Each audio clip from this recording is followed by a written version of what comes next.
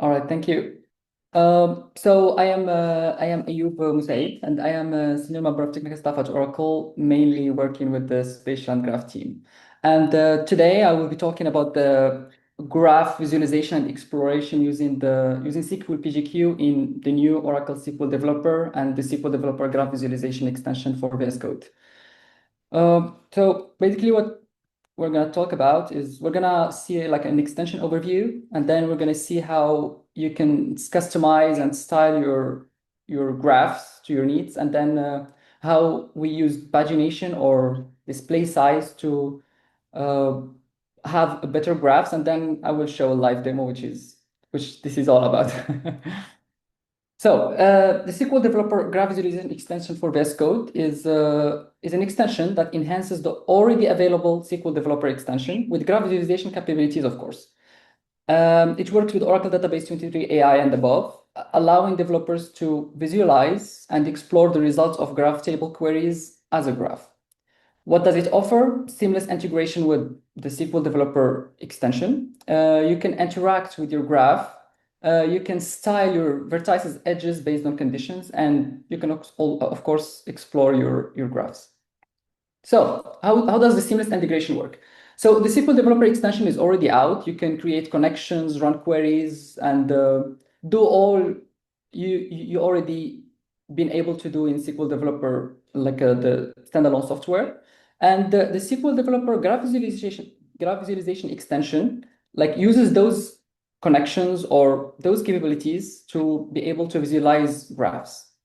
We have the interactive graph visualization. So you have all control on your graph when it's visualized. You can enable sticky mode. You can reduce stuff, zoom out, zoom in, everything. And you have rich styling options that will allow you to add styling to your vertices or edges based on some conditions.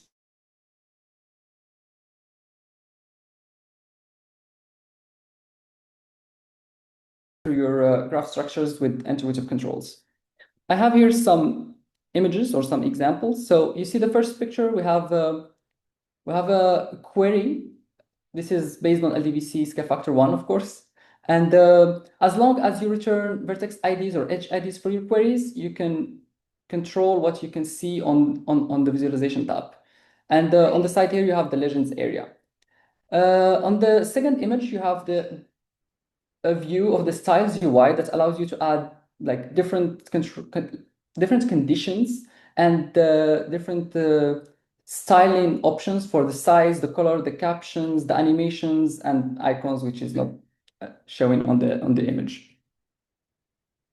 You can also visualize variable length paths via the one row per step in combination with return vertex and edge IDs, of course, which allows you to like break those variable length paths and be able to visualize them, of course. And then you have graph layouts that can also be changed through the settings UI, and it allows you to view your graph in the way that makes more sense. And it also includes geographical layout. For example, if you have latitude and longitude data to plot on a map. And other settings include like captions length, display size, adding, removing captions, and of course, caption orientation. So I will jump right into a demo. So let's see here. I hope you see my VS Code now. So to get the extension, you just go to the marketplace on VS Code, and you search for Oracle SQL Developer Graph Visualization. Yeah, one small comment, if you could increase the font size, please, for the editor. I think I can do this. That's more like it. Thank you. It's a huge bang. So you can download it. It will automatically download the Oracle SQL Developer extension. And once downloaded, you will have your area here where you can create your databases or create connection to your databases. And for example, here I have two databases like 23 AI and another one here, which I'm already connected to. And that's it. You are ready to run queries. So here I have some queries ready. So all you do is select your query and you can run it. Choose which DB you want to run it on, for example, SDO1, and you'll get your you're gonna get your results, your tabular results. I should mention here that we are returning vertex IDs and edge IDs, and vertex IDs and edge IDs are native JSON objects on Oracle database that include the graph owner, graph name, and the graph edge or table, vertex or edge table name with the actual value of the edge column that is used as a key. And if you want to visualize it, there is this fourth button here that only shows up if you have the extension, and once clicking on it, you'll get your visualization.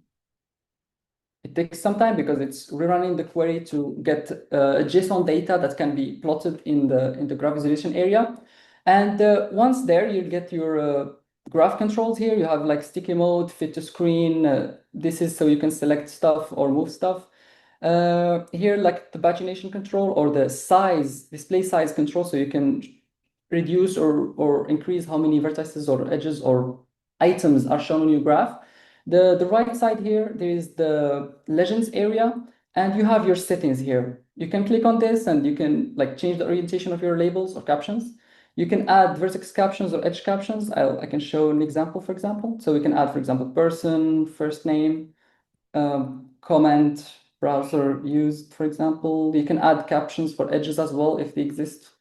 And yeah, you can increase the visible caption length, but let's show, for example, the captions. And you see here we have a person here, and then we have a comment with Internet Explorer that is not fully showing. So you go here and you increase the caption length, and you get the full length of your caption. There is the layout. This is something fun. So the default one is always forced, but you can enable cluster layout, which will put everything in every specific label or based on which property you want. For example, here is labels in a separate group. So if I save it, for example, you see that it grouped my tags in one place, my post, my person, my place. Of course, I have controls over the distance between clusters. So if I increase this, and of course the spacing within clusters, so if you can reduce this, for example, to 1, you'll see that this group, now it's more close and the distance between these clusters is now bigger.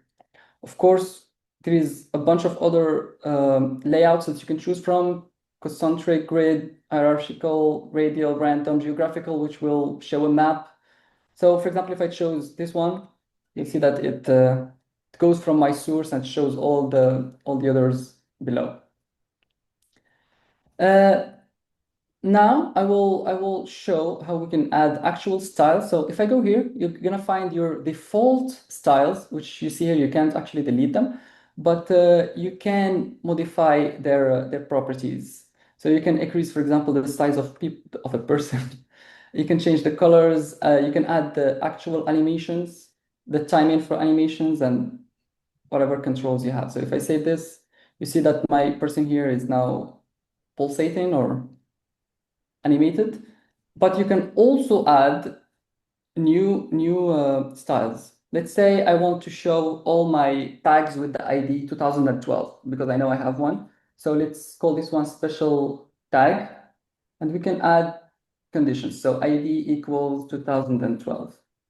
So we're gonna make it huge, change its color to red, just so we can see it, and let's animate it. So if I save this one, you're gonna see that my tag now is huge. I know we don't see a label for it, so let's modify it. And we can do this and choose name. And we save. So this is our tag. So you see here, if you right click it, you can see that we have the ID and it's a tag, and this is the name for that tag. What you can do is run separate queries, and each query you run it, if it's on the same graph, those settings will be loaded for the other query. So I have here another query, but this one will return, like, for example, 300 rows. So if I run this one, it's going to take a little bit because it's returning 100 results for the first page. Here it is. Also, you can see here that it saved our layout. So I can click on mini to load even more results if I want to, but this is gonna run other queries on the DB. So you can see here it's loading. So it's gonna load the next 300 or 200 results.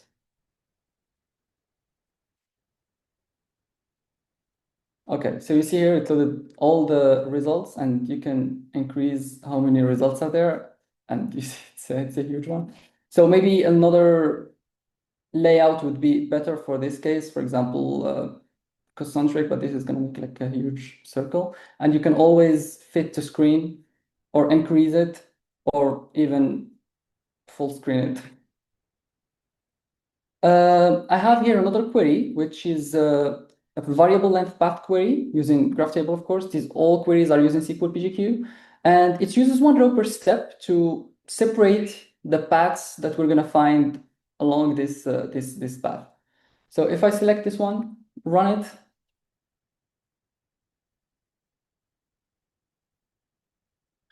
here is the result for that. And you can see again, our settings are saved across all queries that are on the same graph and the same schema. I have here another graph in this example SQL, and it's just a simple graph to show that our visualization updates when we switch through worksheets. But let's connect to 23AI here, and where we're going to run this query. And once you run another query in another worksheet, that state is saved, so you can switch between your worksheets, and your graph will still be loaded correctly. One more thing I should mention is that these settings are saved by workspace. So whenever you close your VS Code and you come back to VS Code again, your settings will be saved unless you delete them explicitly through your UI and by clicking this reset all button. I guess that's all for this demo. So let me go back to.